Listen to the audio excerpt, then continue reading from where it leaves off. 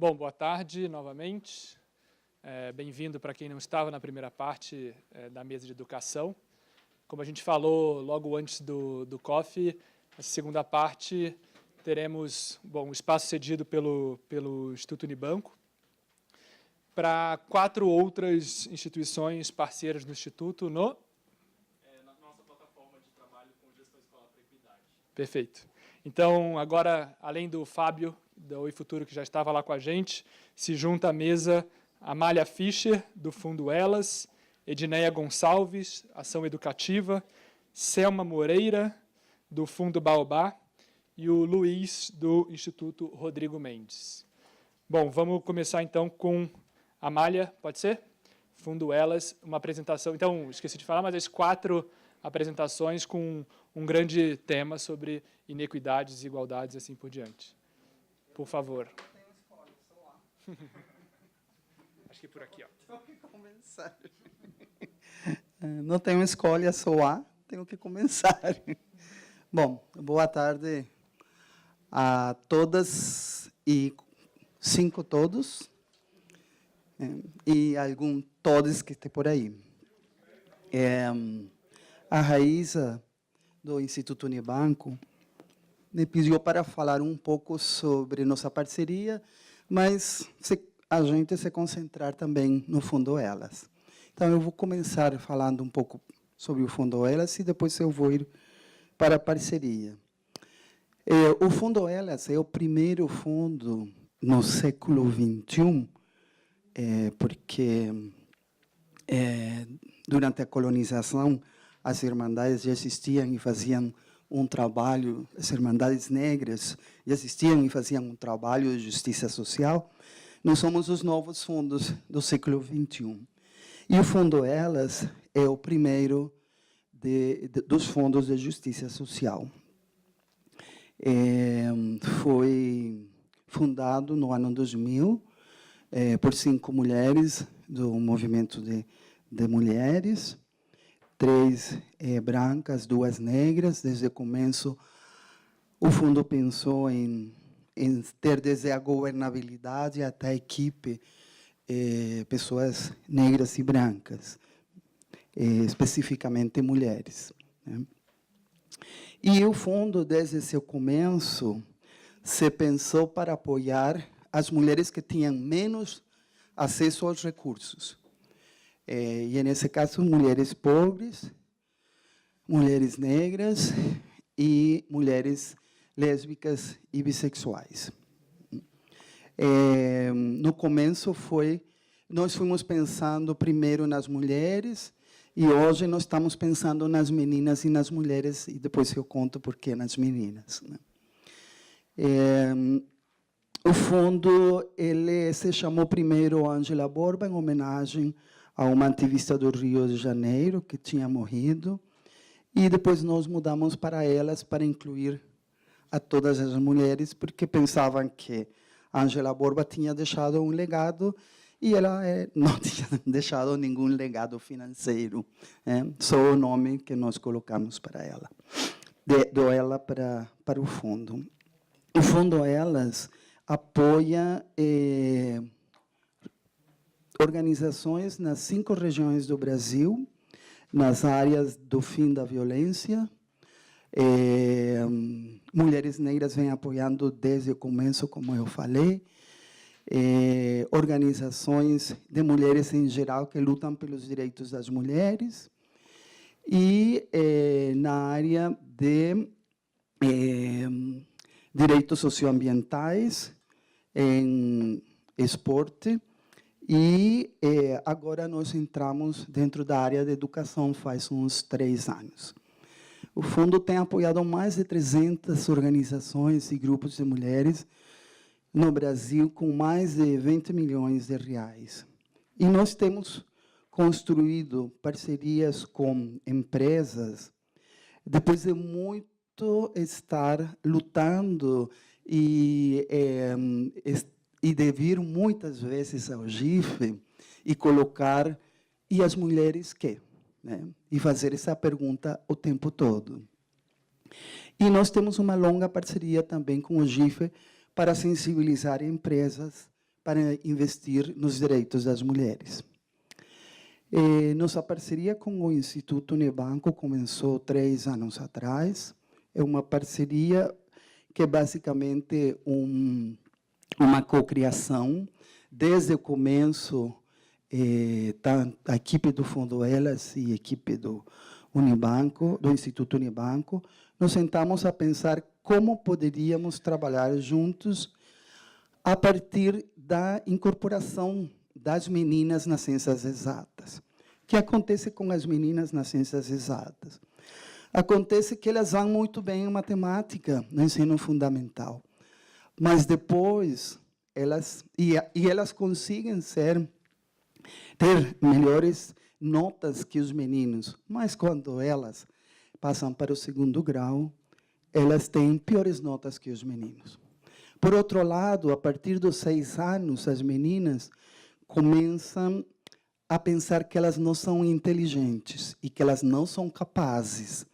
Então, aí tem 2 questões que a gente não sabia muito bem o que acontecia. E tem que ver com bullying. Bullying e tem a ver com desigualdade, com inequidade. Porque a maneira como se trata as meninas na escola, na família e na sociedade é muito diferente que a maneira como se trata e se educa os meninos, né? E, sobretudo, nas áreas das exatas. Quantas mulheres vocês conhecem cientistas? Vocês acham que existem, que não existem? Além de Marie Curie, tá? Que todo mundo conhece, né? E além de ter visto o filme maravilhoso sobre as mulheres negras na tecnologia. Além desses 2, conhecem outras mulheres? Mas tem muitas. Por exemplo, a primeira programadora foi uma mulher, Ada Lovelace. Tá? Sem ela, nós não teríamos computadores. Mas vocês conhecem quem decifrou o Enigma, ou não conhecem? Porque vocês ouviram o filme, olharam sobre ele.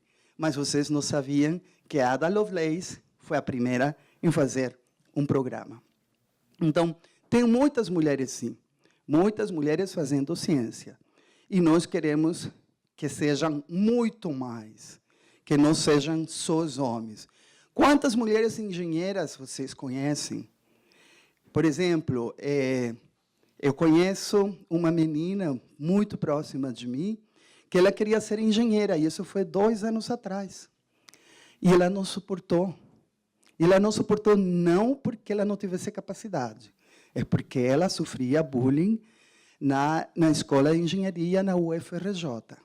E ela foi a estudar administração. Tá? Então, isso não acontece, não era o século passado, nem o século XIX, isso está acontecendo no século XXI. Então, o Instituto Unibanco, preocupado com esta situação e conhecendo o trabalho do Fundo Elas, nos procurou e nós começamos a co-criar e chegamos ao desenho de Elas nas Exatas, que para nós é um programa caro, querido. É um programa que traz muitas alegrias, porque a gente vai vendo a transformação desde os gestores, que não acreditavam que era possível, até professores e professoras que também não acreditavam, e o que é ainda pior, as meninas que não acreditam nelas. Então, nós vimos toda essa transformação no primeiro ano do programa, que foi muito importante, e desse programa resultam 4 meninas que entram na universidade a estudar nas exatas. Isso para aí, vocês podem falar, mas só 4, é muito pouco. Não, não muito pouco se vocês pensam que essas meninas não queriam saber absolutamente nada das exatas. Que a parceria entre organizações de mulheres, de direitos de mulheres, com os gestores e os professores, deu essa possibilidade. Nós tivemos desde grupos e escolas que levaram as meninas à Feira de Ciências. Mas você fala, ir à Feira de Ciências qualquer um vai. Não, Para as meninas era um acontecimento. Para as meninas foi assim como uau. E dessa aí da Feira de Ciências é que saem duas que vão para a universidade a estudar as exatas. E nós temos, por exemplo, umas que desenharam um carro. Nós temos outras que trabalharam com agricultura. Agricultura é parte das ciências, né? E a gente sempre esquece, tá? E esquece porque acha que não tem nada a ver com ciência, e tem a ver com ciência. E nós lançamos, o ano passado, o novo edital em Ciências nas Exatas. Atualmente, nós estamos apoiando 10 organizações de mulheres que trabalham com 10 escolas, precisamente tentando incorporar as meninas nas exatas. Nós acabamos de ter um seminário 2 semanas atrás, o primeiro, sobre as mulheres nas exatas. E foi no Museu da Manhã, no centro do Rio de Janeiro, e foi um sucesso. Sobretudo porque nós tínhamos muitas meninas das escolas, que elas ficaram absolutamente motivadas para entrar nas exatas. Então, o que eu posso falar sobre educação e equidade de gênero no campo das exatas é que é complexo, não é tão fácil, não é só pensar, vamos investir agora X dinheiro e daí vamos a ter resultados X e daí vamos a ter um sucesso, não. Nós temos primeiro que começar pelo mais elemental, autoconfiança dessas meninas. Depois de aí, juntar a quem sabe sobre os direitos das mulheres com quem sabe de educação. E aí vem a escola, as gestores e as organizações de direitos das mulheres. Essa parceria aí, toda essa parceria, que é parceria com o Fundo Elas, com o Instituto Unibanco, com a Fundação Carlos Chagas e com a ONU Mulheres, é que faz a possibilidade de transformar o que está acontecendo com as meninas. E nós vamos desde escolas mais pobres até escolas que têm uma possibilidade maior que essas escolas mais pobres. Então, não é fácil, tem sido um sucesso, nós temos muito orgulho, agora falta o segundo passo. O segundo passo é ver como replicamos, como vira uma política pública, porque se não deixarmos isso dentro de uma política pública, nós vamos a ter o tempo todo que estar apoiando 10 grupos, 15 grupos, quando, se é uma política pública, é obrigação do Estado acabar com a desigualdade. Não é só nossa. Eu acho que parcerias entre sociedade civil e empresas são muito importantes, mas nós temos que dar o caminho também para que o Estado tome a responsabilidade que deve ter. Eu não sei se já passei do tempo. Já? Bom, obrigado.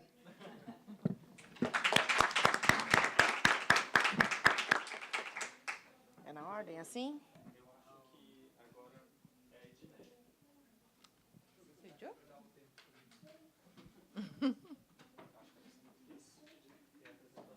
Você passa?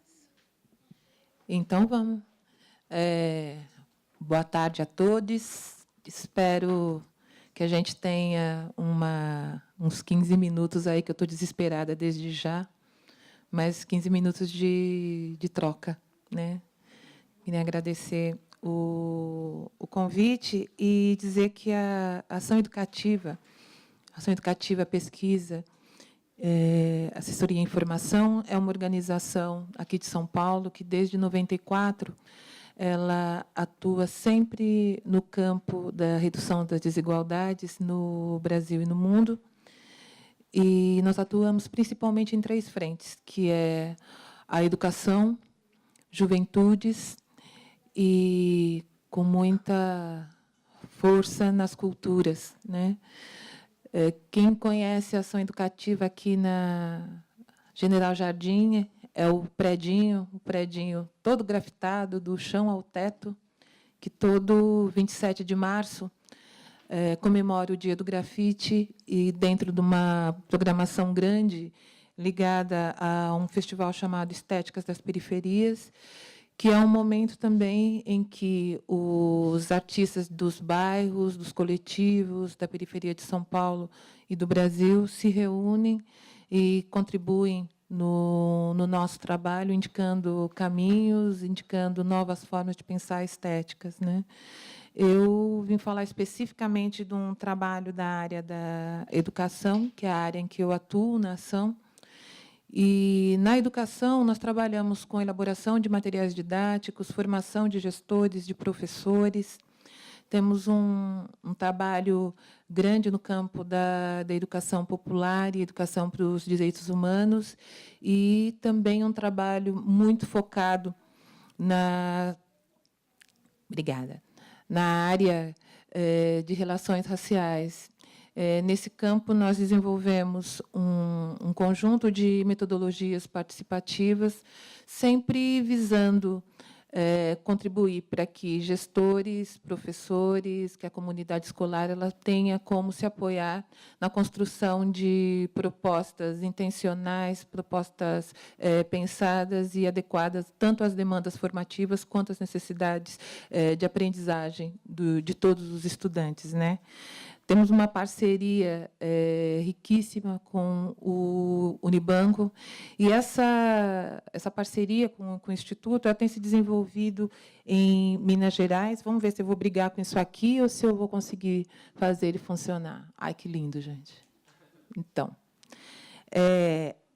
essa parceria ela envolve um conjunto de atores que, quando junta, a alquimia é muito boa, que é você trabalhar com uma organização da sociedade civil, como ação educativa, trabalhar com o Instituto Unibanco, que tem também uma expertise muito grande no campo da gestão escolar, tem um trabalho muito sério no campo da avaliação, e esse aprendizado do Instituto, para nós, tem sido uma fonte também de inspiração e uma fonte de melhoria nas nossas atuações junto aos gestores na ponta, né?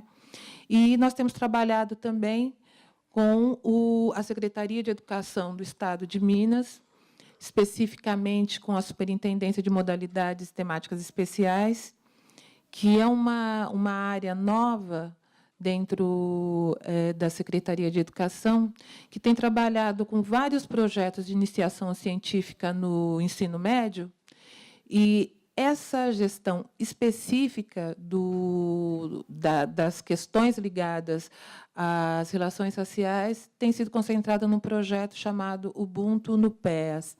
Esse projeto é um projeto inspirado na experiência dos NEABs, os núcleos, né, de estudos afro-brasileiros das universidades, que eles trazem para as escolas de ensino médio como uma possibilidade de reunir grupos de estudantes prioritariamente negros, que desenvolvem projetos de iniciação das diferentes áreas do conhecimento, mas com foco naquelas áreas que são as áreas indicadas pela Lei 10.639, que são os estudos da África, dos africanos e das culturas e problemáticas afro-brasileiras. Esses projetos eles são acompanhados por professores, que eles chamam de professores pesquisadores, e esses pesquisadores eles têm a função de fazer com que esse grupo de 12 estudantes do ensino médio eles possam fazer esse projeto de iniciação científica, discutir esse projeto também com tutores de universidades parceiras. Os editais acabaram de sair agora, né? Construindo uma rede muito grande que fomenta, sobretudo, a possibilidade de continuidade de estudo desses estudantes negros do ensino médio. Então, eles estão estudando história da África, dos africanos, cultura afro-brasileira, em química, em física, em biologia e também em sociologia, e também em história, que são as áreas mais tradicionais, mas eles estão também construindo possibilidades de projetos que tenham uma continuidade na universidade. Nós entramos nesse barco que a secretaria propõe, pensando o seguinte: eu vou falar especificamente de algumas coisas desse projeto, porque esse projeto tem muita coisa, gente. Primeiro, a nossa entrada é com uma das metodologias participativas que a Ação Educativa desenvolveu, que são os INDICs, que são indicadores de qualidade nas relações raciais. Os INDICs, eles fazem parte de uma coleção que tem também indicadores de qualidade na educação infantil e do ensino fundamental. Esse específico, ele pensa que, primeiro, a noção de qualidade ela tem que ser disputada.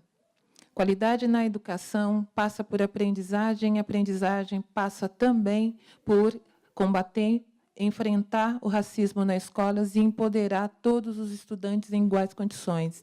Para isso, nós temos 7 dimensões que a gente trabalha com a comunidade escolar como um todo. Então, é você chamar representantes de comunidade, estudantes, professores, você pensar nessas 7 dimensões como formas de você ter um radar que pensa a escola como um todo, e você consegue, a partir dessa metodologia, caminhos para construir tanto planos de ação para enfrentamento ao racismo e construção de educação antirracista nas unidades escolares, como você também pode aprimorar a política pública.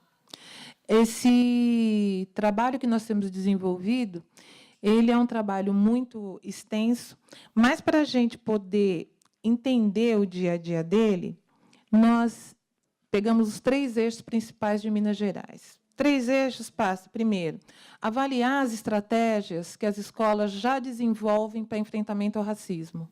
Para isso, a gente precisou fazer uma grande consulta em toda a rede. Nós conseguimos aprofundar as respostas de 1.147 escolas do Estado como um todo, pensando que são 47 superintendências regionais. Minas Gerais é imensa. E nós conseguimos, com esse levantamento, um conjunto de dados que vão fazer com que nós possamos, ao final do projeto, realizar um estudo comparativo para saber quais eram as estratégias anteriores à aplicação da metodologia e posteriores. O segundo eixo é a formação. Formação de gestores, formação de formadores locais, para que a gente possa ter sustentabilidade de ações no Estado. E um terceiro, que é o acompanhamento da aplicação dessa metodologia, que, depois que passar meus 10 minutos, vocês podem perguntar. Tem que ser rápida. Vamos pegar só o primeiro eixo, que é esse eixo da avaliação que a gente está trabalhando nesse momento, né? Nós tivemos um trabalho muito grande para acessar as escolas e para discutir racismo no ambiente escolar. Para vocês terem uma ideia, da totalidade de escolas que nós conversamos, apenas 18% admitem que existe racismo na escola. Porém, quando a gente pergunta fora da escola, aí 95% fala: tem, com certeza é uma catástrofe, é uma desgraça. Mas a escola, ela parece que ela está isolada, ela está pairando, né? Ela não faz parte desse ambiente. Então, o primeiro desafio é fazer com que a escola perceba a existência e o quanto que isso causa, além de sofrimento, humilhação, o quanto que ele corta, o quanto que ele serve a possibilidade de continuidade de processos educativos, processos de escolarização. Nós estamos realizando grupos focais, estamos realizando entrevistas com professores. Os professores do projeto NUPES são professores extremamente envolvidos com a temática, então a gente sabe que tem uma rede imensa, que hoje tem 94 professores realizando esse trabalho. Quando nós fizemos o levantamento de como era o estado da arte, né, nós tivemos algumas surpresas e algumas certezas. Primeira coisa que nós percebemos é o seguinte: o estudante negro que está no ensino médio em Minas Gerais, ele no mínimo 50% do período noturno. No período noturno, normalmente, o diretor da escola ele não atua, ele está durante o dia, é o vice-diretor que está à noite. Então, quando você entrevista o diretor tem pouquíssimas informações do perfil do seu alunado. E isso é uma questão muito séria para a formação dos gestores. Essa visão total da escola também acaba, além de penalizar a visibilidade das questões e das relações raciais no período noturno com jovens, você também tem uma invisibilidade da educação de jovens e adultos, onde você concentra grande parte dos estudantes negros. E isso aparece também quando nós buscamos identificar a rotina desses estudantes. São estudantes trabalhadores, são estudantes que normalmente trabalham longe da escola, convivem muito pouco naquela comunidade, então eles têm informações externas que seriam importantes para a escola construir alianças, e a escola não tem conseguido. A gente percebe também que tem 3 questões que são, eu vou dar uma adiantada assim daquelas rápidas. Eu vou para cá. Para discutir 3 coisas. Nós identificamos 3 pontos de partida que são essenciais para fazer essa atuação no ensino médio, lá em Minas Gerais, se tornar um pontapé inicial de desconstrução de um racismo bastante entranhado. Primeiro, a gente percebe que esse isolamento da escola, com relação às questões raciais, também afasta ela de parcerias potenciais com o movimento negro. E o movimento negro, nas comunidades, eles são extremamente atuantes e extremamente interessados na comunicação e no diálogo com a escola. Então, identificar essas parcerias na sociedade civil, identificar essas parcerias com grupos mais experientes tem sido uma impossibilidade das escolas em função do isolamento. Esse isolamento tem que ser rompido. A outra coisa, nós percebemos que esse silenciamento do racismo no ambiente escolar, essa invisibilidade, essa permanência do mito da democracia racial tem uma implicação direta na qualidade ou na falta de qualidade do trabalho pedagógico desenvolvido pelas equipes técnicas. E isso aparece na formação dos formadores que explicitamente pedem ajuda e dizem: eu não sei como abordar esse tema, eu não sei como discutir, por exemplo, intolerância religiosa na escola. E uma questão que acaba se sobrepondo e causando duplo sofrimento e violência para os estudantes negros que sofrem racismo através dos xingamentos que aparecem em todos os lugares, é uma confusão entre racismo e bullying. O estudante negro ele sofre racismo e pode sofrer bullying também. Então, você junta a intimidação característica do bullying com a violência da discriminação racial, da intolerância, e você constrói mais camadas. Essa dificuldade de discutir o que é racismo e o quanto o racismo ele tem concorrido com os esforços de melhoria de qualidade de educação e permanência de estudantes na escola tem sido um dos pontos principais das nossas conversas, dos nossos diálogos com a rede. Espaço para discutir existe, está dado, é fato, mas a gente percebe que tem muito mais questões que a gente poderia se aprofundar e que, nas etapas seguintes, quando nós pudermos discutir os resultados escola a escola, o quanto isso pode ser interessante. A ação educativa ela sempre atua articulando conhecimento do território com a pesquisa acadêmica e sempre produzindo conhecimento significativo para todos os envolvidos. Todo o trabalho que nós construímos a partir dessas articulações, eles estão disponíveis para download no nosso site. Vocês podem entrar lá, que todas as metodologias estão abertas. Nós temos um centro de formação que acabou de ser inaugurado e os nossos materiais, nossos cursos também estão todos lá. No diálogo, a gente pode avançar um pouco mais. 15 minutos é muito pouco, gente. Mas, obrigada.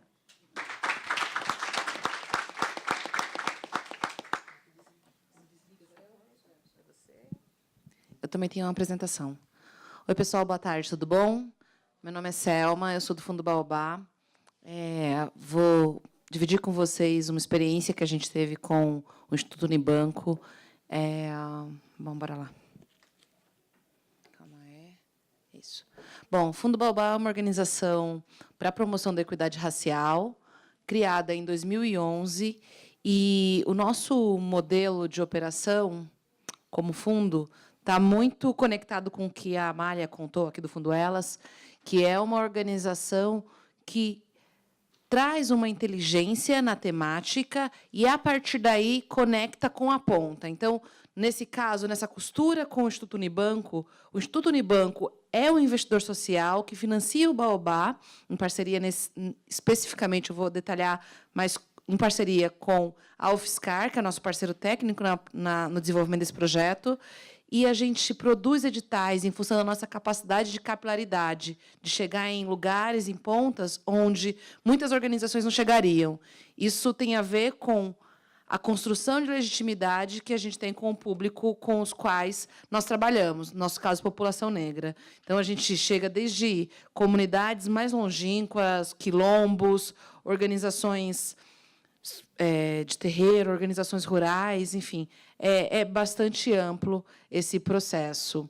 Só para contar um pouco, que não está aí na apresentação, mas só para dar uma breve explicação aí, um pouco do nosso histórico, a gente tem 6 anos de atuação, com 74 projetos apoiados no Brasil todo, e realmente no Brasil profundo. E a perspectiva desse trabalho diz respeito a conseguir alcançar essa população que, muitas vezes, não poderia acessar um recurso de uma grande empresa, de uma grande fundação. Então, a gente funciona num processo de receber, conseguir traduzir a linguagem, conseguir deixar mais acessível a participação dos editais para que a gente tenha esse público incluído em ações. Bom, a gente passou por um processo de planejamento estratégico para rever algumas questões e refinamos pautas que são essenciais para o desenvolvimento do nosso trabalho. Uma delas é a educação. Então, nesse nosso processo novo, para discutir educação, a gente pensa na educação em todas as etapas do processo educativo de uma pessoa, mas o que eu vou trazer para relatar aqui hoje é da experiência que a gente tem com o ensino médio, tá? Opa, pulei, peraí que isso é importante. Não. Esse é um gráfico só para vocês terem ideia da diferença de escolarização líquida da população negra com a população não negra. Então, a gente percebe a evolução ao longo de 5 anos, e, em todos eles, o nível de escolarização da população negra é inferior ao da população branca. Isso não é à toa, né? Eu não vou me repetir, porque eu acabei de fazer uma fala numa outra sala, mas isso se deve ao nosso processo histórico de colonização, de um legado não justificado de integração da população negra. Então, há aí uma necessidade de fato, de produzir ações afirmativas que incluam essa população de uma maneira objetiva nas ações produzidas não só pelo Estado, mas também pelas empresas, pelas entidades privadas. Falando especificamente desse projeto, que se chama Gestão Escolar para a Equidade Racial, a gente montou um arranjo com Baobá como o especialista na temática racial e responsável por cuidar e monitorar do processo, a UFSCar, responsável por sistematizar e avaliar, de modo que a gente possa, ao final desse processo, pensar exemplos, conseguir montar modelos, avaliar o que a gente tem de melhor em cada uma das práticas e, aí sim, construir um possível modelo que possa nos ajudar a incidir aí no poder público, né? A gente tem noção do tamanho do Brasil versus o tamanho da nossa atuação. Então, a perspectiva, de fato, é mexer e é apresentar soluções ou incentivar soluções ao poder público. E o CERT, que foi um colaborador que nos ajudou no processo de produção técnica de todo esse projeto. Bom, isso eu já falei agora, que é o que a gente procura. Não vou passar por isso aqui, que tem muito texto, mas acho que é importante aqui só destacar o que eu não consigo nem enxergar, que só os outros, mas eu acho que a questão mais importante que eu quero frisar é na oportunidade. Quando a gente trabalha a partir do desenvolvimento de editais, dá uma amplitude de acesso que, usualmente, não se consegue quando você trabalha, basicamente, na área do entorno de determinadas organizações. Então, é muito para incentivar esse processo de trabalhar com editais, eu acho que é fundamental, e incentivar esse campo dos fundos de direito, né? Existem um conjunto de fundos que atuam nas áreas de defesa de direitos humanos, como mulheres, a questão racial, existe público específico, temas específicos para determinados fundos.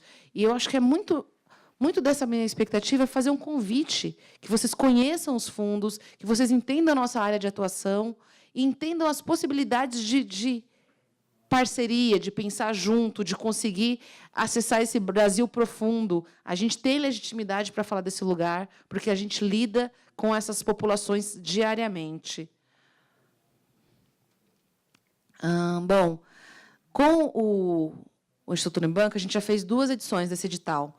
Então, a gente fez a primeira edição em 2014, ou foi a operação em 2014, e a segunda edição a gente fez em 2016, com a operação em 2017. Cada uma dessas edições, a gente selecionou 10 projetos. Então, no nosso compo total, a gente tem 20 projetos selecionados, que foram, conforme eu expliquei, gerido aí por uma parceria tripartite. E aqui, esse gráfico mostra a capilaridade, a nossa capacidade de chegar em todas as regiões, e a gente faz isso de maneira estratégica, não é acaso. A gente recebe projetos de várias regiões do Brasil e, no momento que a gente decide fazer a seleção, a gente pensa em trazer pessoas com diferentes visões para a seleção, pessoas brancas, negras, pessoas que atuam no Brasil de uma maneira mais aberta, para que a gente consiga não correr o risco de seguir o viés e olhar e falar, não, vamos olhar aqui os projetos, olha, determinado grupo escreveu melhor, porque, sim, considerando todas as desigualdades que a gente tem de acesso no Brasil, pode ser que em determinada região você tenha projetos com uma melhor redação. E não significa que, na hora de aplicar e desenvolver, serão os melhores também. Talvez foi o consultor que escreveu e coisa do tipo. Então, a gente toma bastante cuidado para garantir essa equidade de distribuição também de seleção. Eu trouxe alguns exemplos desse segundo edital. A perspectiva que a gente tem como essência é conseguir incluir, acho que vai muito conectado com a fala da Edneia, que é conseguir incluir o jovem negro para que ele permaneça no ensino médio e para que, a partir daí, a gente consiga pensá-lo em novas etapas da sua vida produtiva, pensá-lo na universidade, pensá-lo no mercado de trabalho. Então, é preciso se manter no ensino médio, o que não é muito atrativo, né? Ensino médio já não é atrativo quando você é adolescente. Imagina quando você está numa estrutura que não é inclusiva, que você não se percebe, que, em alguma medida, você sofre bullying, racismo. É o tempo todo violência. Como se manter afim, engajado, com todas as questões que acontecem na cabeça nessa fase? Então, a gente preza muito uma conexão muito forte com o gestor da escola, para que esse gestor consiga garantir, ou pelo menos ser um aliado no desenvolvimento desse projeto. É fundamental que não seja um projeto do professor A ou B, que seja um projeto da escola. Esse estava lá no ponto das fraquezas. É um grande desafio. É um grande desafio ter um gestor conectado. Vira e mexe, é um professor super engajado, que vai trazer a proposta, vai tocar, mas a nossa ambição é que, de fato, entre no plano da escola, que isso torne uma rotina, que a gente não precise fazer editais para que determinados temas sejam tocados na escola. Então, para fazer a aplicação da lei de maneira ordenada, né? A gente quer aí muito seguir nessa linha. E aí, aqui trazendo alguns exemplos da forma mais criativa com que essas coisas são feitas. Os alunos eles precisam se sentir envolvidos, engajados. Então, Nesse grupo aqui, é um grupo aqui de São Paulo, é uma escola aqui de São Paulo, e eles produziram um fanzine, que eu fui descobrir esses dias o que é um fanzine. Mas é uma espécie de revista, mas é uma revista colaborativa, aí, que todos produzem juntos. E é uma prática que eles conseguem, a partir do lugar de fala deles e da forma de ver o mundo de cada um dos alunos, colocar as suas questões, publicizar as suas questões, e isso é fácil de permanecer na escola, não requer muito recurso, foi bem recebido, eles adotaram isso de uma maneira bacana e ainda receberam instruções para trabalhar práticas de redação, jornalismo. Então, como é que você interlaça as coisas, né? Esse é um dos exemplos. Esse outro é uma escola na Zona Norte, Vila Carmozina, não tenho certeza. Não tenho certeza a zona aqui na minha distribuição geográfica. Mas, nessa região, especificamente, essa escola foi uma escola que passou por uma violência muito grande. Um aluno ele foi assassinado no bairro, e para os alunos foi muito difícil conseguir entender isso, entender essa violência, mas, em determinadas periferias, isso é corriqueiro, né? É diário que se perde. A gente vê as discussões sobre a morte do jovem negro, né? A violência policial, como que isso acontece nas periferias, o quanto isso afeta a vida da juventude. E, nesse caso, eles desenvolveram um curta-metragem. E que aí eles não envolveram só a escola, mas eles envolveram a comunidade escolar. Então, foram entrevistar e fizeram interações com toda a comunidade escolar. E isso faz com que uma das outras ambições que a gente tem nesse projeto é o envolvimento da comunidade escolar, né? A sala de aula não pode se resumir à sala de aula, e sim aos gestores, à comunidade como um todo. E a produção desse curta-metragem conseguiu trazer o engajamento de várias pessoas da comunidade como um todo. Essa é uma outra escola da região norte. Essa escola, ela para a gente foi um processo muito bacana, porque tem um grupo rural bastante expressivo e também tem um grupo de venezuelanos bastante expressivo. Então, eles conseguiram trabalhar não só o processo de inclusão no que diz respeito às questões raciais, mas também trabalhar a diferença como um todo, do jovem rural para o jovem urbano. Existe diferença, sim, né? As pessoas têm práticas diferentes de cultura, de vida, mesmo estando no mesmo estado, às vezes na mesma cidade.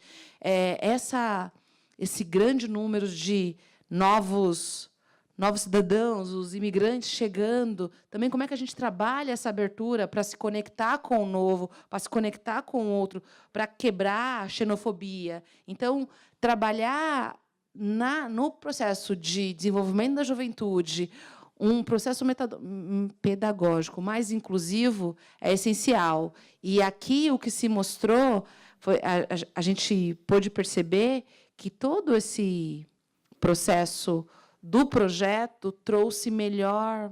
Qual que é a palavra? Melhor rendimento. Melhorou o rendimento dos alunos. E isso é o que a gente quer ao final, que os alunos eles tenham o melhor rendimento, percebam-se mais capazes, mais habilitados a continuar a sua vida escolar. Acho que é isso, gente. Fui aqui, corri.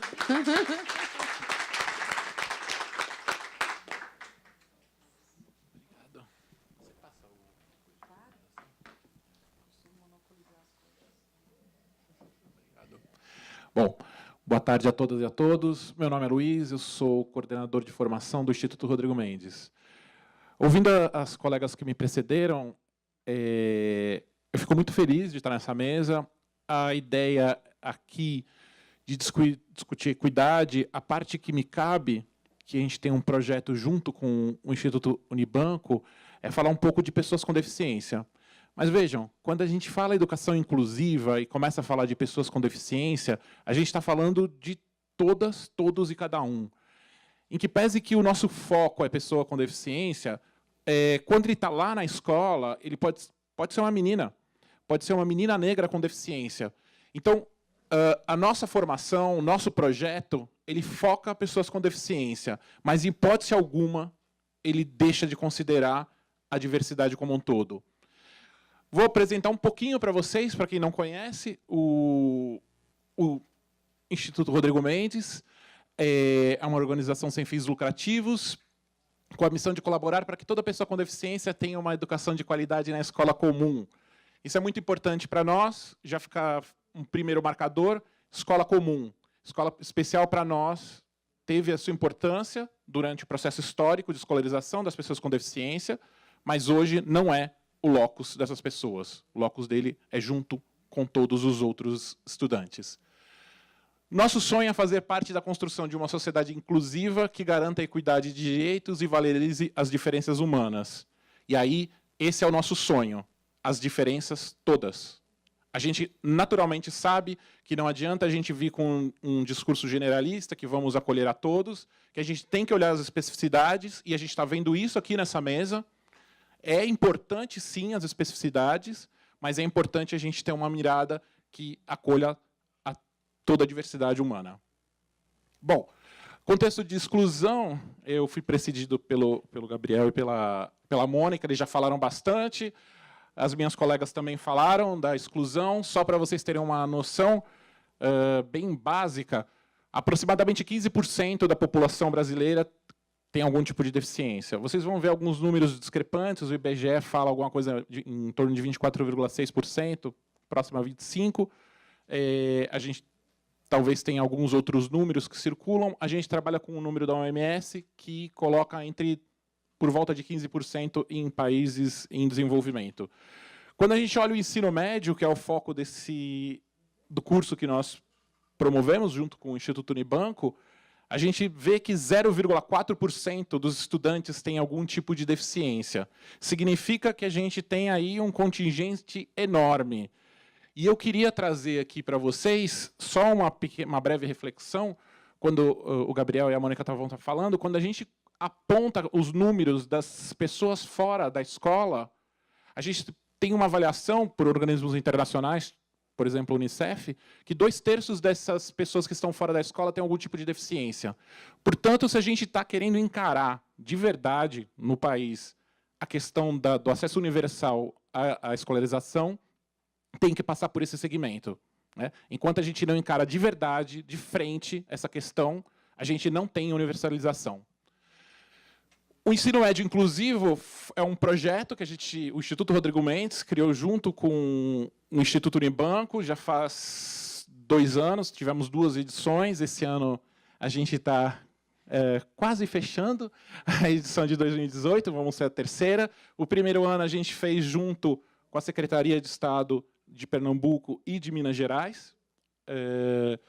Ano passado, com a Secretaria de Estado de São Paulo, e esse ano provavelmente renovaremos com a Secretaria de Estado de São Paulo para fazer esse trabalho. Está aí um pouco a distribuição do que foram as duas edições, né, que eu já comentei. Os impactos quantitativos na soma dessas duas edições, a gente teve 43 mil pessoas envolvidas e mais ou menos 37 mil estudantes impactados diretamente. A nossa metodologia de trabalho, de formação, a gente traz especialistas, né, toda semana. É um curso semipresencial, então nós estamos no estúdio com um especialista, por exemplo, um que está ao meu lado esquerdo, e a gente discute várias temáticas, gente. Tanto da questão específica da educação inclusiva, então, o histórico, movimento, e a gente também traz a questão de gênero, a questão étnico-racial, porque, como eu falei para vocês, a nossa ideia é de uma... Esse eu tenho menos candidato, vou passar um vídeo. Eu tenho que ser super rápido, gente, mais que as minhas colegas. Essa noção de uma educação para todas e todos. E dentro dessa ideia de uma educação para todos e todos, a gente também acredita, por exemplo, nunca numa configuração como essa que está aqui. Quando a gente chegou, eu e as colegas, nossa, a gente está acima de vocês, todo mundo enfileirado, não. Os professores, professoras, coordenadores pedagógicos, diretoras, profissionais da Secretaria de Educação, eles têm que desenvolver projetos. Todos têm que desenvolver projetos. O projeto mais clássico para chegar nesses números são o diretor ou diretora, coordenadora pedagógica, professora, professor, participam mais ou menos de 3 a 5 de cada unidade escolar, e eles desenvolvem um projeto dentro da escola deles. Vocês vão ver um vídeo, a gente está lançando aqui no GIF hoje, o vídeo do Ensino Médio Inclusivo de 2017 para mostrar bem brevemente o projeto e vocês vão ver algumas experiências. A gente não vai se alongar nas experiências, o vídeo não mostra toda a experiência, mas vocês vão ter noção. E quanto isso impacta, não só na vida dos estudantes com deficiência, como também dos outros estudantes. A nossa ideia, quando esses profissionais da educação participam do nosso curso, é que eles envolvam também os estudantes dentro da construção desse projeto e os familiares. Então, a ideia é que seja o mais coletivo possível e que atinja o maior número de pessoas, não por conta de quantitativo, só temos X mil, mas é por conta da qualidade, é por conta de continuar, de ter continuidade após a nossa saída.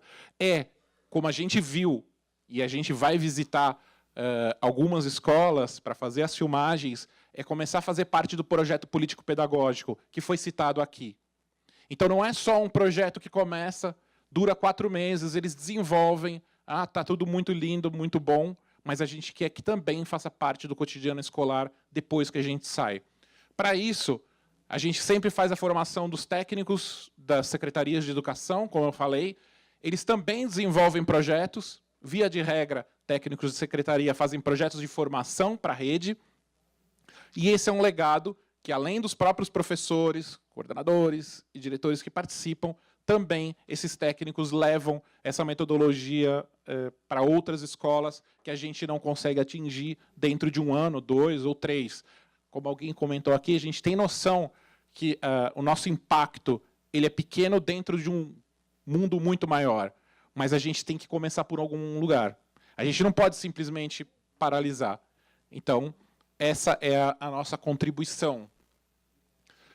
Do ponto de vista qualitativo, né, os projetos são todos interdisciplinares, tem o envolvimento de educadores e educadores de exatas e de todas as áreas. Trabalhamos muito com protagonismo estudantil. Como eu falei para vocês, os profissionais da educação que participam têm que desenvolver os projetos junto com os estudantes, desenvolvimento e uso de jogos educativos e a sala de recursos multifuncionais ressignificada. Para quem não é do campo da educação especial, mas talvez tenha ouvido falar do atendimento educacional especializado, do sala de recursos, eu não vou aqui trazer para vocês o conceito, mas eu vou contar para vocês que, em alguma medida, essas salas, muitas escolas, nesse Brasil afora, ele começou a significar uma espécie de embaixada da escola especial dentro das escolas comuns, né? Fazer trabalho clínico e coisas dessa natureza. Reforço escolar, vimos muito isso ao longo de todo o Brasil. Essa não é a função da sala de recursos. A sala de recursos não dá conteúdo. Ela cria o que está escrito na política nacional, criar meios e modos para os estudantes com deficiência terem acesso ao conteúdo socialmente construído. É muito bonita a frase, mas ela tem que ser entendida dentro do contexto que esse profissional ele tem que apoiar o professor da sala comum. É lá que acontece a educação. O profissional do atendimento educacional especializado e a sala de recursos, eles não funcionam como uma espécie de cobertura do que não foi possível dar. Não. Ele é apoio, ele é um serviço a favor do professor da sala de aula comum. Bom, agora eu vou fazer o lançamento e depois eu volto para fazer os comentários finais. Você pode rodar o vídeo?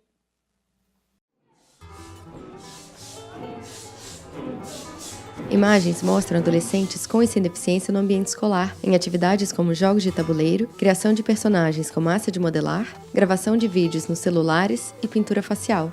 Gilmário Santos, professor da escola Eunice Bastos. Se eu, enquanto professor, não mudar o meu olhar para mim e para o outro, vai ser impossível da sociedade mudar. Eu preciso primeiro mudar. E esse projeto, ele ampliou ainda mais, me fez perceber perceber, olhar esses pequenos detalhes que fazem toda a diferença. Logomarcas, Instituto Rodrigo Mendes, Instituto Unibanco e Governo do Estado de São Paulo. Ensino médio inclusivo, construindo uma escola para todos. Aparece escrito 243 cursistas certificados, 81 projetos desenvolvidos, 32.200 pessoas impactadas. Vânia Rivera, professora da escola Eunice Bastos. Era um grande desafio fazer o curso. E com a grande quantidade de alunos com algum tipo de deficiência aqui na escola, eu me vi assim, bem entusiasmada em poder incluí-los de uma forma mais coerente e aprender um pouquinho mais. Beatriz Araújo, estudante da escola Joaquim Araújo. Acho que não somente eu, mas o meu grupo se tornou muito mais aberto para conversar com essas pessoas, sabe? A gente tem um receio mesmo de conversar com alguém que tem alguma deficiência, mas não tem que ter esse receio. Cleberson Pereira, professor da escola Genésio Moura. Sempre nas reuniões pedagógicas, nós tratávamos do assunto. Mas aí tem que fazer, tem que incluir. Mas como incluir? Então, nós chegamos a um consenso que, se nós começássemos a explorar a parte lúdica, nós teríamos resultados significativos. Professor, em pé, orienta alunos em sala de aula. Qual o objetivo desse jogo? É nós trabalharmos o nosso raciocínio lógico combinatório. Depois que eles começaram a interagir por meio dos jogos, os alunos passaram a entender e criar aquele espírito de empatia, tentar se colocar no lugar dela. Alexandra de Jesus, professora da escola Sérgio Nobreza. A nossa percepção sempre foi na questão de envolvimento familiar. Então eu resolvi trazer, para o grupo um projeto assim, que todos somassem, que todos dessem a sua sugestão para algo que aproximassem, fizesse essa aproximação dos pais. E aí surgiu a ideia das oficinas. Cláudia Rodrigues, coordenadora da escola Joaquim Araújo. Esse ano que nós começamos a ter um envolvimento maior dos familiares. Então nós temos 2 alunos, que um é síndrome de Down e outro é cego, e as mães, elas são bem presentes. E elas mesmas trouxeram orientações de como a gente trabalhar, principalmente com o aluno, o cego, como a gente tinha que interagir com ele. Estudantes leem texto e colega interpreta Libras simultaneamente. Nasci. Por que nasci? Minha pele, meu corpo, eu. Por que mãos mexem? Por que leio com os dedos? Por que minhas pernas têm rodas? Ana Carolina Silva, estudante da escola Eunice Bastos. A gente discutiu, a gente conversou, a gente viu como o Matheus também participou, o que ele sentia, o que a gente sentia também, por a gente ter um amigo, assim, porque eu nunca tive contatos com pessoas assim, igual o Matheus, surdo, que fala Libras, entendeu? Henrique Almeida, estudante da escola Eunice Bastos. Em toda sala tem o seu grupo, tem os que não falam muito, os estudiosos, só que no final isso acabou juntando todo mundo, porque cada um tinha uma ideia e falava, a gente pode fazer isso, então a gente pode fazer desse jeito. Sabe, ajudou bastante, que antes eu não falava com metade da minha sala, hoje eu falo com todo mundo graças a esse projeto. Miriam Santos, gestora da escola Sérgio Nobreza. Existia até antes uma omissão, o menino até estava na sala, mas a gente meio que deixava de canto, porque não sabíamos os caminhos. Júlio César de Souza, estudante da escola Andrônico de Melo. Esse ano eu estou me enturmando mais, assim. Estou me falando mais, estou me pensando um pouco mais. José Carlos de Barros, pai do Júlio. Meus amigos, ele fala com tanto orgulho em casa. Os meus colegas da minha sala de aula sabem, pai. Então isso é muito importante para mim. Eu sinto vê-lo hoje incluso, feliz, satisfeito, produtivo. Miriam. Não dá para pensar em educação se o aluno não for protagonista. Não dá para pensar numa educação onde não haja uma gestão democrática, dividindo responsabilidades do aluno, do professor, do funcionário, do menino da limpeza. Então, assim, pensar em educação hoje no gestor é abrir a cabeça. Luídia Voleta, estudante da escola Joaquim Araújo. Parece difícil, parece complicado, mas não é tudo isso, você consegue sim. É uma barreira que facilmente pode ser quebrada. E com a sua ajuda você vai fazer não só você, como outras pessoas felizes. Aluno cadeirante sorri, outro faz sinal de te amo em Libras. Agradecimentos aos cursistas, equipes, estudantes e familiares das escolas estaduais Maria José, Andrônico de Melo, Sérgio Nobreza, Eunice Bastos, Genésio Moura e Joaquim Araújo. Logomarcas: Ensino Médio Inclusivo, construindo uma escola para todos. Instituto Rodrigo Mendes, Instituto Unibanco, Governo do Estado de São Paulo.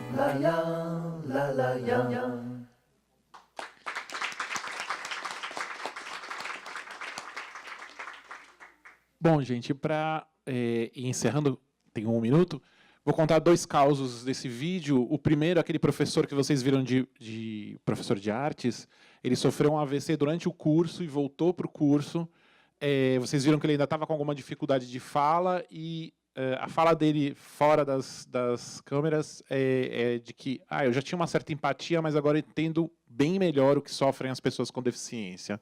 Ele falou, a minha aula ainda não era suficientemente inclusiva para com esses estudantes. E, no final, vocês também viram um menino de terno e gravata, isso também é muito engraçado, o Fábio até me chamou a atenção, mas quando ele soube que ia ter gravação, ele colocou terno e gravata e foi, e a gente filmou do mesmo jeito, como qualquer outro estudante do ensino médio, ele quis assim e assim foi. Né? Não é proposital, ninguém pede para ir de terno e gravata, como vocês viram, mas ele decidiu. Um outro ponto é que vocês assistiram como pessoas com deficiência auditiva e visual também assistem aos nossos vídeos, com audiodescrição, em que vai contando, para quem tem deficiência visual, os principais elementos que tem no vídeo e também com janela de Libras. Todos os nossos vídeos, todo o nosso material, na verdade, tudo que a gente produz, inclusive esse vídeo, tal qual as nossas colegas, estão disponível no nosso site. É tudo público. O único ponto é que durante o curso não é aberto, as pessoas não acessam, qualquer pessoa acessa, porque tem a questão do processo formativo, mas tudo que é produzido pelo Instituto Rodrigo Mendes, em associação com o Instituto Unibanco ou não, com todos, nós tornamos público. Então, vocês têm um acervo muito grande em relação a essa parcela da população, e ao que nós produzimos para com o Instituto Unibanco e também com outros parceiros, tá bom? Obrigado pela atenção. Bem, eu queria começar... Bom, boa tarde a todas, boa tarde a todos. Me chamo Fábio. Queria dizer para vocês que eu estou muito, muito, muito emocionado de estar nessa mesa. E eu vou dizer por quê. Eu comecei minha vida profissional trabalhando com o tema da inclusão das pessoas com deficiência numa ONG do Rio de Janeiro chamada Escola de Gente, Comunicação e Inclusão. Da Escola de Gente, eu fui trabalhar no governo Lula como coordenador de comunicação e informação sobre deficiência na Secretaria de Direitos Humanos da Presidência da República. Então, eu trabalhei na Secretaria Nacional de Promoção dos Direitos da Pessoa com Deficiência e sou professor, já fui nos últimos 2 anos de módulo do curso de Ensino Médio Inclusivo. E depois, no governo Dilma, eu fui ser coordenador geral de Direitos Humanos do Ministério da Educação. Então, eu coordenei o Gênero e Diversidade na Escola, a Gestão de Políticas Públicas em Gênero e Raça, representei o MEC no Conselho Nacional dos Direitos da Mulher, no Conselho Nacional LGBT. Então, para além dessa minha trajetória profissional, vou até ter dificuldade de voltar para o meu tema, que é a fala sobre o Oi Futuro e o Núcleo Avançado em Educação, mas dizer também, pela minha subjetividade, enquanto homem gay, eu estou muito feliz de estar aqui ao lado de vocês. E de um amigo, que o Luiz é meu amigo. Então, eu vou começar mostrando um vídeo super constrangido, porque ele não está com as medidas de acessibilidade, legenda, intérprete, audiodescrição. Eu não costumo fazer isso, mas, enfim, lá no Instituto a gente está fazendo esse convencimento e esse trabalho interno. Então, você pode soltar o vídeo para mim, por favor?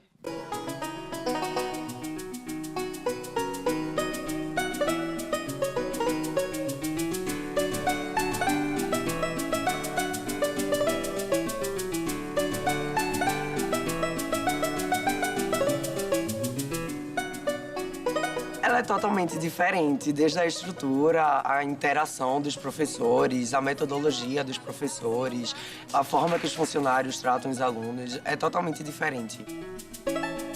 Eu creio que, a primeiro momento, o que chama atenção na escola é a estrutura. Mas, saindo da parte estética e trazendo para a parte mais subjetiva, digamos que o apoio que nós temos dos professores e a relação escola-família é muito boa e isso dá suporte não só para a vida escolar, mas também para a vida pessoal. Esse realmente é o diferencial da escola, as relações pessoais e sociais que a gente aprende aqui. Eu acho que é revolucionária.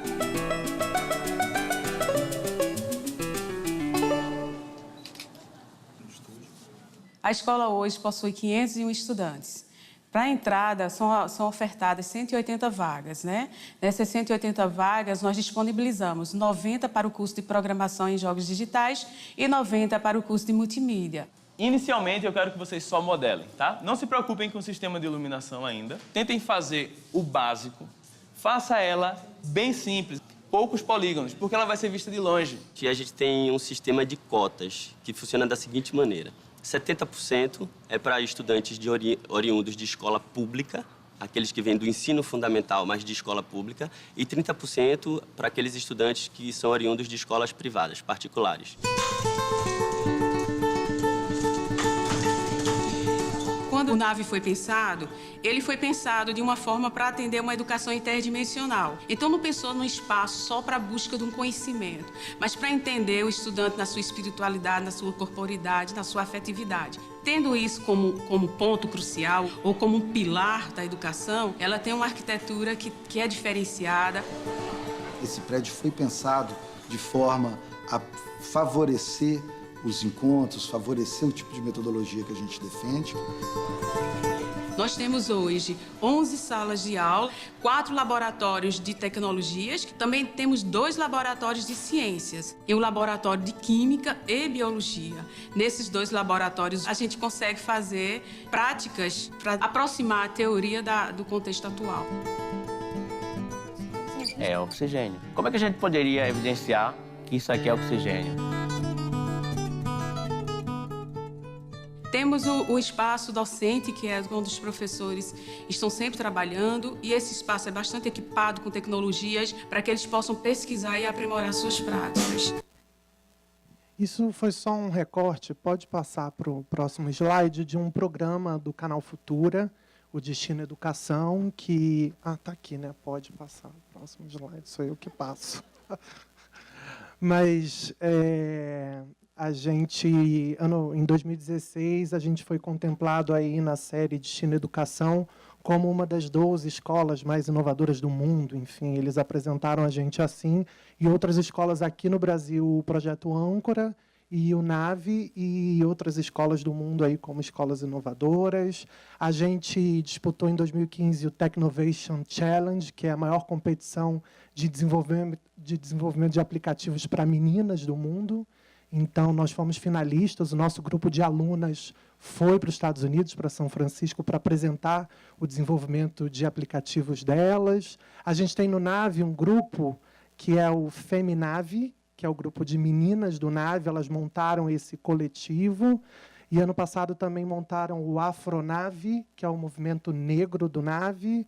E eu vou mostrar também um projeto editorial chamado Dregazine, que é a revista para o público LGBT, um projeto editorial. Então, esse debate é um debate de todo dia do NAVE, o debate sobre inclusão. E agora, a gente, com a entrada do Matrícula Fácil no NAVE Rio, a gente recebeu 1/3 de matrículas para o primeiro ano do ensino médio de alunos com deficiência, porque isso é um recorte de prioridades da matrícula no Matrícula Fácil. Então, estamos vivendo o desafio de acolher e garantir aí a aprendizagem de 1/3 de matrículas de estudantes com deficiência. Então, o Technovation Challenge me chama a atenção porque o nosso grupo de meninas programadoras é um grupo bem forte também no NAVE. O Icebook, a gente foi uma das 2 iniciativas educacionais brasileiras selecionadas para o livro em 2014. E em 2012, a gente, no Microsoft Innovate School Tour, a gente foi escolhida como uma das 33 escolas mais inovadoras do mundo. Então, os NAVs, Nave Rio e Nave Recife, são escolas de referência de ensino médio e que são consideradas escolas inovadoras, e por isso que eu acho que a gente foi um pouco convidado a estar aqui para falar um pouco desse programa e como é que a gente implementa a inovação na prática no NAVE. O Oi Futuro é um instituto de inovação e criatividade da Oi. Então, a gente trabalha com inovação social, educação, cultura e esporte. Aqui um pouco linha do tempo, que eu não vou desdobrar com vocês, mas a gente começa como Instituto Oi Telemar e com o projeto Telemar Educação. Então, o Oi Futuro nasce como uma iniciativa de educação. Aqui o desenho, que eu falei um pouco aqui no início, da governança do programa NAVE. Então, a gente tem a Oi como mantenedora, o Oi Futuro como gestor do NAVE, né? A gente tem 2 parceiros técnicos, o César e a Planeta, que são os parceiros dos cursos técnicos, da formação técnica em programação, roteiro e multimídia, e a gente tem a parceria com as 2 secretarias de educação. A gente começa em Pernambuco e depois com o Rio de Janeiro. Então, são 2 naves, um em Pernambuco, que é o mais antigo, e um no Rio de Janeiro. O propósito do programa, que é promover o desenvolvimento de práticas e metodologias inovadoras no ensino médio, reeditáveis para redes públicas, colocar as novas tecnologias a serviço da educação integral no século XXI e formar jovens cidadãos autônomos, solidários e transformadores. A gente é considerada, por quem estuda e pesquisa educação, como uma escola high-tech, uma escola que faz um uso intencional pedagógico, mas vocês viram ali que, na abertura do NAVE, quando a gente conversa com os alunos, a gente é muito valorizado pelas relações interpessoais e humanas e o quanto que a gente trabalha esses conteúdos também do desenvolvimento integral. Então, a gente gosta muito de ser essa dubiedade entre uma escola que provoca os alunos a produzir com tecnologia e que também trabalha o campo de que alguns chamam de desenvolvimento integral, outros de competências socioemocionais, enfim. O NAVE é esse lugar, são escolas de ensino médio, em tempo integral, integrada educação profissional, os alunos passam o dia todo no NAVE, os cursos são de programação, multimídia e roteiro, para a indústria digital e criativa. A gente tem um espaço chamado Mídia Educação dentro do NAVE também, que é como se fosse uma agência dentro do NAVE de projetos intersetoriais, e cerca de 1.000 estudantes matriculados hoje, 70 educadores, e mais de 2.700 estudantes já formados pelo NAVE até hoje. Aqui algumas tendências e metodologias orientadoras, que são tendências que estão aí, como projeto de vida, aprendizagem por desafio, educação por projeto, jovem por protagonista, que são aí tendências e metodologias que orientam o trabalho, o marco lógico, o projeto político-pedagógico e os cursos técnicos dos NAVES. A gente nasce como esse laboratório de criação e experimentação de novas metodologias, práticas e tecnologias educacionais. Então, a gente tem aí o elaborar, experimentar, testar, avaliar, compartilhar, receber, e o NAVE ali no centro, o estudante. Os nossos cursos são em programação, multimídia e roteiro, eu já falei. Então, os alunos passam por formação como programadores de jogos, desktop, web, mobile, designer gráfico, web designer, técnica de produção audiovisual, artista 3D. Isso são, dentro das formações, o que são as disciplinas dos cursos técnicos. A gente tem algumas práticas pedagógicas desenvolvidas a partir de pesquisa docente. Aqui está um exemplo da educador orientador, que é baseado nos princípios da educação interdimensional, mas tem o acolhimento dos estudantes calouros no primeiro ano. A primeira semana de aula é toda tomada pelos próprios estudantes, que fazem o acolhimento do primeiro ano, né, os estudantes do segundo e do terceiro ano, de um jeito bacana. Também tem gestão escolar com diagnóstico sociocultural, propedêutica, gestão, NAVE Labs, que é a nossa área de robótica, didáticas colaborativas, tomando ciência. Então, a gente tem um trabalho de monitoria com egressos do NAVE. Aqui algumas disciplinas desenvolvidas em sala de aula, o vôlei da geografia, física em quadrinhos, game da gramática, lógica desplugada, de lógica de programação, tudo acaba em pizza, de biologia, então a gente provoca muitos estudantes, os educadores, a pensarem suas práticas pedagógicas de um jeito inovador, ou de uma metodologia, ou de uma estratégia pedagógica inovadora. E a gente também tem aqui, exemplo, uma foto do tabuleiro de história, em que os estudantes pesquisam, identificam, experimentam jogos de tabuleiro e cartas que têm relação com conteúdos históricos.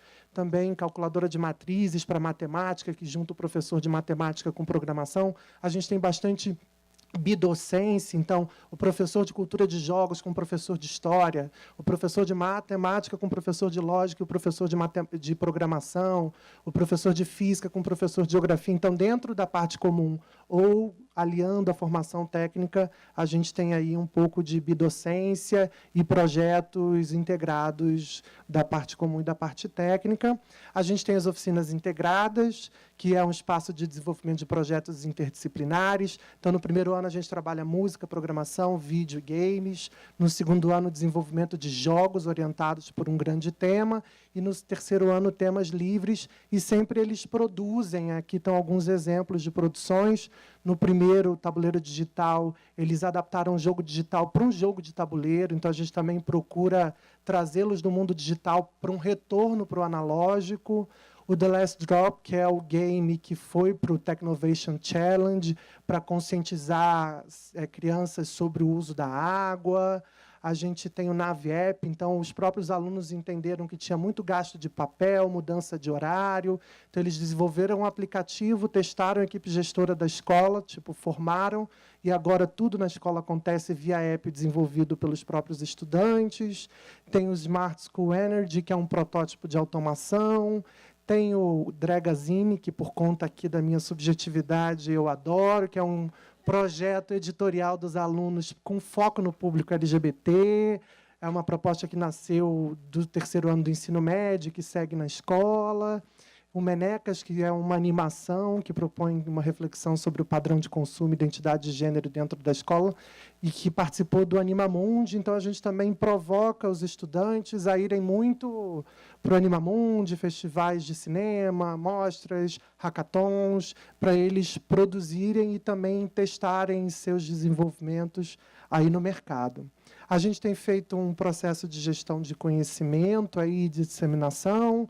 Vai lançar em maio um e-book com práticas pedagógicas do NAVE. Vai trazer alguns educadores do NAVE Recife para o NAVE Rio, do NAVE Rio para o NAVE Recife.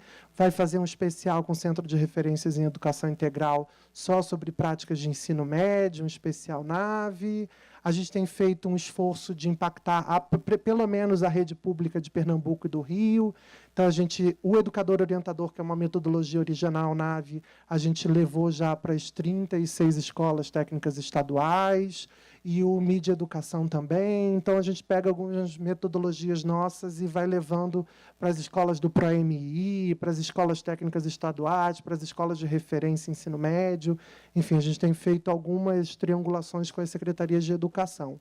E coloca os alunos para ir para os eventos, conduzir workshops, mini cursos, oficinas. Então, aqui alguns eventos em que eles foram em 2017, que eles continuam indo. Então, a gente provoca muito que eles não só produzam, como testem e como formem outros estudantes nessas dinâmicas e metodologias.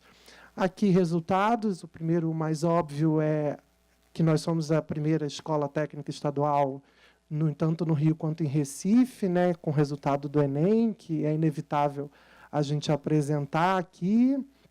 E resultados de competências gerais é o que a gente busca, formar estudantes críticos, criativos, responsáveis, inovadores, abertos às diferenças e às diversidades, determinados e solidários. Isso é um pouco do marco lógico do programa. E a gente fez uma pesquisa com o IBOP, então a gente tem no NAVE 74% dos estudantes entrando nas universidades, a média de ensino médio é 22%. Então a gente tem um número muito representativo de estudantes que conseguem acessar o ensino superior, e 36% deles já ingressam direto no mercado de trabalho por conta da gente instrumentalizá-los, é uma formação técnica e profissional, eles já acabam entrando no mercado de trabalho direto. Enfim, era um pouco essa provocação, mas dizer fundamentalmente da minha alegria de estar aqui, agradecer ao Gabriel aí pela condução, dizer que a Mônica era uma liderança maravilhosa no MEC. Quando eu trabalhava no MEC, na Coordenação Geral de Direitos Humanos, Mônica era nossa diretora de tecnologias educacionais, depois foi presidenta da TV Escola, da TV INES. Então, é uma amiga querida e uma referência. Então, estou muito feliz de estar aqui com vocês e dizer para vocês que, mesmo a gente entendendo que a política pública, né, o governo federal, os governos estaduais e municipais estão tendo alguma dificuldade ou até suspendendo o debate sobre gênero, diversidade sexual, relações étnico-raciais, até o tema da educação inclusiva a gente vê como uma ameaça agora. Eu acho que, na prática, o que eu queria dizer, que eu estou muito animado e talvez convencido, é que lá na ponta, os estudantes, pelo menos os estudantes de ensino médio que a gente tem acompanhado mais de perto, esse debate é um caminho sem volta. Então, as meninas estão absolutamente empoderadas e não aceitam mais nenhum tipo de piada, provocação, preconceito e discriminação, assim como o movimento negro do NAVE se organizou. Eu sei que são 2 escolas, mas eu acho que a gente precisa ver isso como referência. Então, e também o tema da inclusão da pessoa com deficiência é um debate que, para o NAVE Recife, é muito difícil, porque é um processo seletivo, a escola com maior relação candidato-vaga e não tem ação afirmativa. Isso é uma coisa que eu já conversei com o secretário Fred, com a diretora da escola. Então, como não tem cota, você tem 500 alunos e não tem nenhuma matrícula de aluno com deficiência no NAVE Recife, porque não tem nenhuma ação afirmativa, obviamente, precisa ter.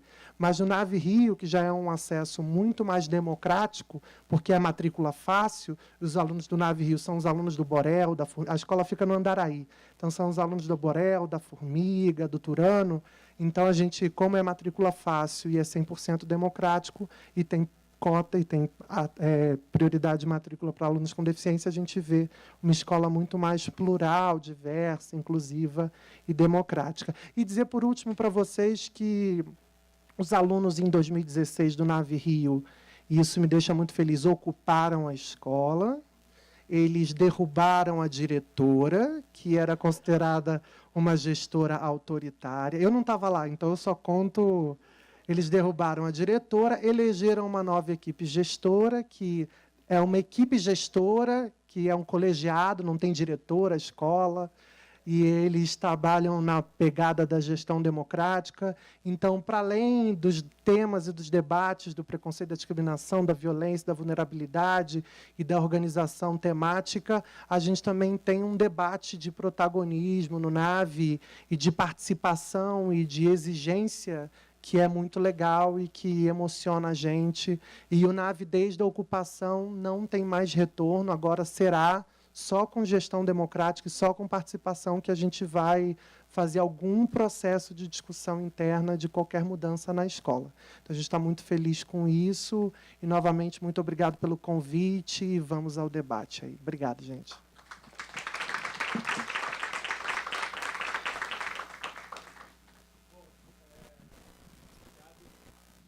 Escola sem partido, comente. Boa noite já, né? Lindos os projetos, todas as iniciativas, vocês estão de parabéns por isso.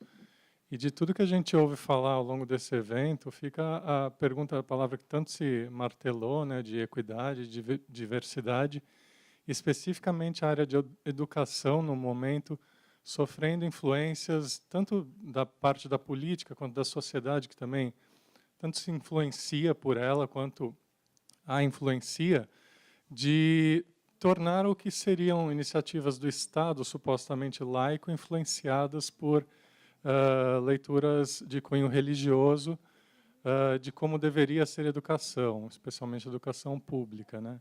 Então, a gente está vendo aí um material didático aprovado pelo governo, sendo vetado, não agora exatamente, né, há pouco tempo. E eu gostaria de saber de vocês como que está essa influência, especialmente a gente vê de uma bancada evangélica, mas também de parte da sociedade, às vezes pais de alunos que querem vetar materiais, querem vetar assuntos que acho que estão ligados a todas essas temáticas, seja sexualidade, seja religiões de matiz africana, tudo isso está ligado a isso. quando a gente vê uma forma de, supostamente, cristianismo, que eles dizem, que quer dizer o que pode ou não ser falado, ensinado para alunos numa escola pública, ou seja, custeado por todos nós, sejamos quem formos, né, quem formos, o que a gente acredite, isso influenciando a educação de todas as crianças, de jovens. Né? Eu gostaria de saber em que pé está, o que vocês acham que pode ter aqui nos próximos anos, nesse nosso cenário cabuloso que estamos vivendo. Boa tarde, meu nome é Ana. Parabéns por todos os projetos. Eu dou aula na Fundação Casa e quando o rapaz ali fala a doutrinação que está acontecendo através da religião, na Fundação Casa você vê isso claramente. É preocupante a entrada dos evangélicos na Fundação Casa. Está havendo uma doutrinação. Como é que a gente faz? Vamos lá. É a pergunta. O que a gente faz? Porque os meninos ficam de 6 meses, no mínimo, a 3 anos. Média, 10 meses. Eles são doutrinados. Quando você vai falar em pontos fortes, quais são os seus pontos fortes, quais são os seus pontos fracos ou pontos a melhorar, a primeira coisa que eles reagem é: as minhas iniquidades, eu arrepio quando eu ouço a palavra iniquidade, que é algo religioso. Então, aí fica a pergunta, o que fazer? Bom, gente, já que eu fui o último, vou ser o primeiro e vou passar, porque eu acho que tem outras abordagens. Eu vou contar para vocês o que aconteceu num curso que a gente desenvolveu.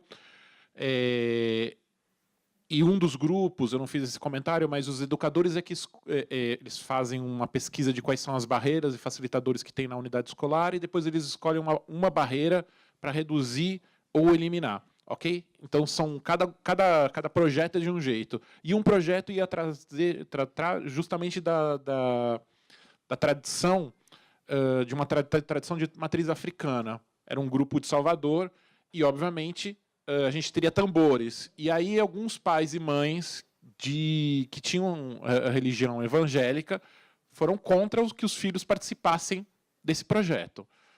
Nessa hora, gente, assim, o que a gente faz no Instituto é empoderar mesmo o educador.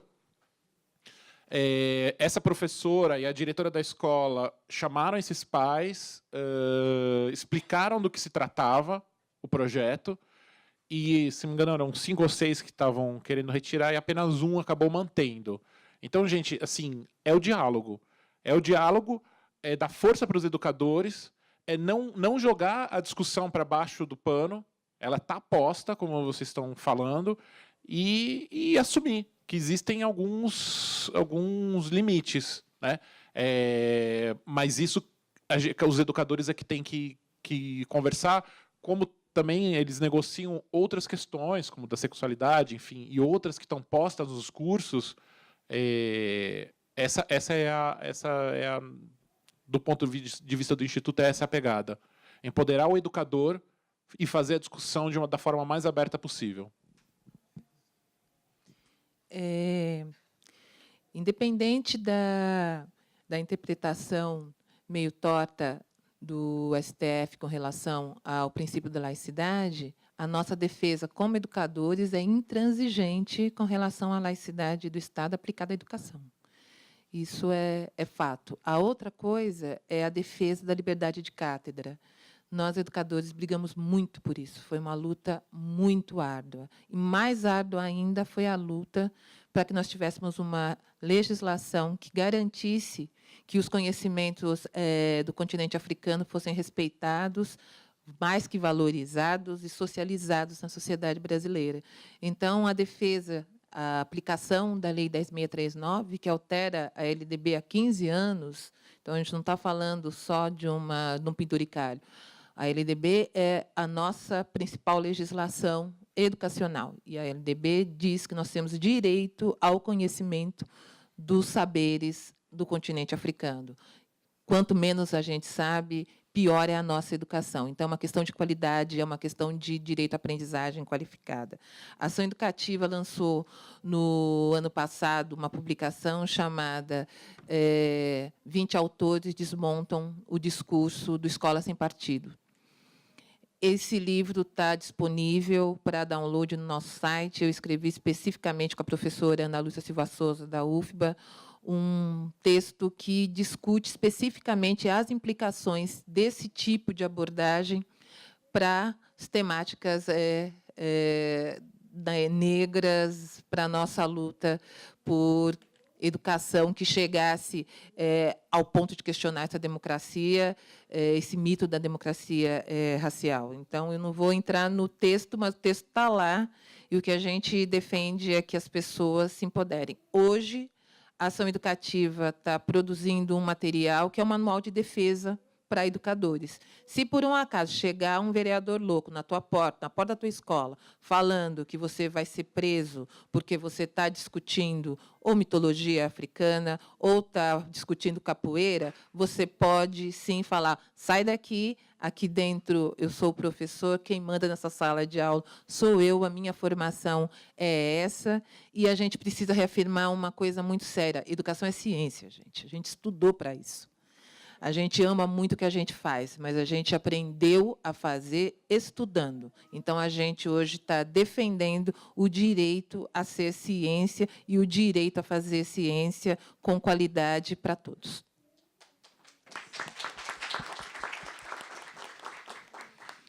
Bom, no nosso caso, a gente faz investimento, a gente financia projetos para justamente aplicar a 10.639. Então, justamente em função de todas as barreiras colocadas pelo sistema para que esse tipo de ensino não aconteça, parcerias como essa que a gente desenhou aqui é para estimular e para desenhar novas práticas. Nosso processo de resistência vai por aí, para que isso passe a ser uma prática corriqueira das escolas.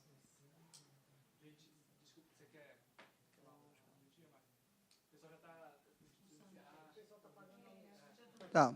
Não, eu só vou falar que, no nosso caso, é igual. A gente apoia organizações que fazem esse trabalho.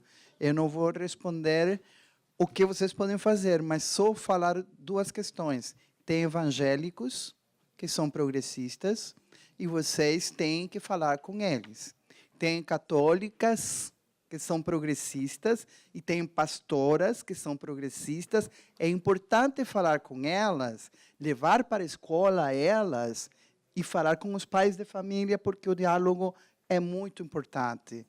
Então, aliança com quem é progressista dentro das igrejas é o mais importante para que dialoguem com os outros evangélicos, que não sejam vocês unicamente. Essa é a minha dica. E a outra questão é, não deixem que cheguemos ao que chegou o Afeganistão. As meninas e as mulheres que já eram engenheiras, doutoras, etc., elas tiveram que usar burca. E as meninas eram proibidas de ir à escola. Claro que sempre houve resistência, e as mulheres que sabiam ensinaram as meninas sem que os talibãs se dessem conta. Mas nós chegamos a esse extremo. É responsabilidade de todos e todas.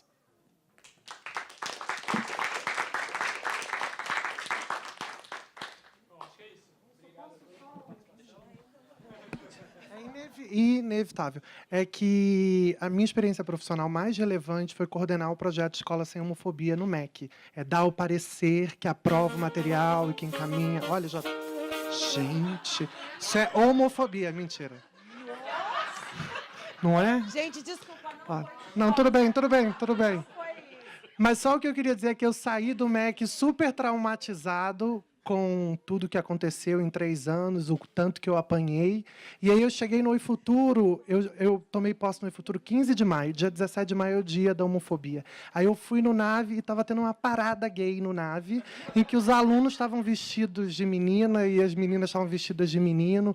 E aí eu conheci a revista, a Dregazine. Aí eu falei assim, gente, tipo, todo poder e protagonismo aos estudantes, porque, na prática, a gente está falando de um nível da política pública que está suspendendo o debate, mas na escola pública esse debate não tem mais volta e os alunos já se empoderaram dele, e eu acho que é só para a gente ter esperança, a gente terminar aqui a nossa tarde numa fala de esperança.